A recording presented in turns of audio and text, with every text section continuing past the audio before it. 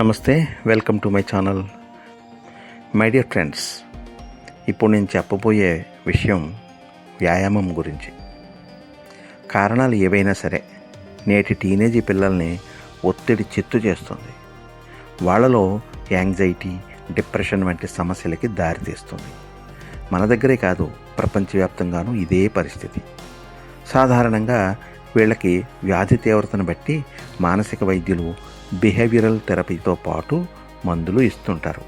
కానీ చాలామంది తల్లిదండ్రులకి ఈ చికిత్స అందించే స్తోమత ఉండదు. స్తోమత ఉన్న పిల్లల్లో అందరికీ ఈ చికిత్స పనిచేస్తుందన్న భరోసా లేదు. కనీసం 40% పిల్లల్లో చికిత్స ఫలితం ఇవ్వడం లేదనే చెబుతున్నారు యూనివర్సిటీ ఆఫ్ సౌత్ ఆస్ట్రేలియా శాస్త్రవేత్తలు.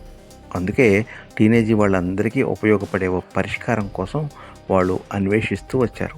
చివరకు వ్యాయామమే అన్ని రకాల ఒత్తిడిని ఎదుర్కొనే దివ్యౌషధమని తేల్చారు.